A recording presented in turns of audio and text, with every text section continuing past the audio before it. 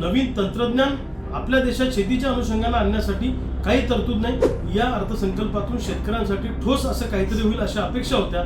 या अर्थसंकल्पातून काही लागणार नाही, शेतकऱ्यांची निराशा झालेली आहे। केंद्राने आज जो अर्थसंकल्प सादर केला, या अर्थसंकल्पातून शेतकऱ्यांसाठी ठोस असं काहीतरी होईल अशा अपेक्षा होत्या, परंतु दुर्दैवाने शेतकऱ्यांच्या हाती या अर्थसंकल्पातून काही लागणार नाही, शेतकऱ्यांची निराशा झालेली आहे।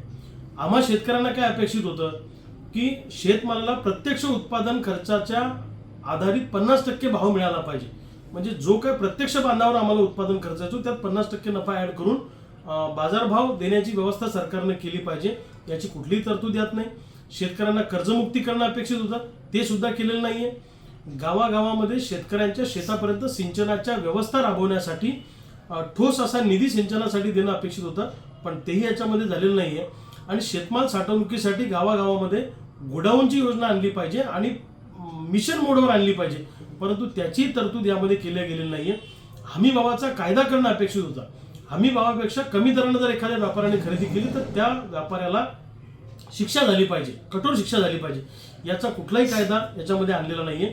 नवीन तंत्रज्ञान आपल्या देशात शेतीच्या अनुषंगाने आणण्यासाठी काही तरतूद नाही। उदाहरणार्थ जीएम सोयाबीन ब्राझील आणि अमेरिकेमध्ये त्याचं जे सोयाबीनचं उत्पादन आहे ते एकरी 34 ते 44 क्विंटल होतं।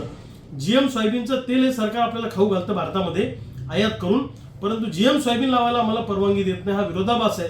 तर जीएम सोयाबीन लावायला परवानगी देण्याची मागणी अनेक शेतकरी आम्ही करतोय, परंतु त्या दृष्टीने सुद्धा या अर्थसंकल्पामध्ये काही झालेलं नाहीये।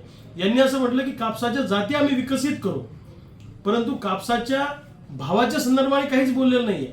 म्हणजे उत्पादन वाढवायचं बोलतात, परंतु शेतकऱ्याचं उत्पन्न वाढवण्याच्या दृष्टीने सरकारने काही अर्थसंकल्पात केलेलं नाहीये। आणि दुसऱ्या बाजूला आम्ही कडधान्य आणि तेलबिया सरकार खरेदी करेल असं म्हणतात, परंतु ही फक्त घोषणा आहे। प्रत्यक्ष खरेदी करताना मॉइश्चरची अट घालणार, जाचकाठी घालणार, निकष घालणार आणि पूर्ण शेतमाल खरेदी करत नाही सरकार। काहीतरी इतकेच क्विंटलपर्यंत आम्ही खरेदी करू असं सरकार करतं, शेवटच्या दाण्यापर्यंत सरकार खरेदी करत नाही। आणि सरकारचा हमी भाव जर आम्हाला परवडत नसेल तर म्हणजे त्या हमी भावाच्या त्या खरेदीला अर्थ काय उरतो? त्यामुळे ह्या फक्त मोठमोठ्या हेडलाईन मॅनेजमेंट करण्यासाठी केलेल्या घोषणा आहे। उदाहरणार्थ 100 जिल्ह्यामध्ये कृषी विकास योजना आता सरकार राबवणार आहे। आणि या देशामध्ये जिल्हे 800 आहेत, मग 700 जिल्ह्यांना तुम्ही वाऱ्यावर सोडणार का? युरियाचे 3 ठिकाणी फॅक्टरी उभी करणार, अरे ते तर बेसिक गोष्ट आहे, ते तर केलंच पाहिजे, परंतु शेतकऱ्यांचं इन्कम वाढवण्याच्या दृष्टीने, उत्पादन वाढवण्याच्या दृष्टीने तुम्ही कराल, पण उत्पन्नाच्या दृष्टीने काय? यामध्ये काही नाही। माझं तर म्हणणं असं आहे की अर्थसंकल्पामध्ये मोठमोठ्या घोषणा होतात, परंतु प्रत्यक्ष नंतर त्याचा कृती कार्यक्रम राबवला जात नाही।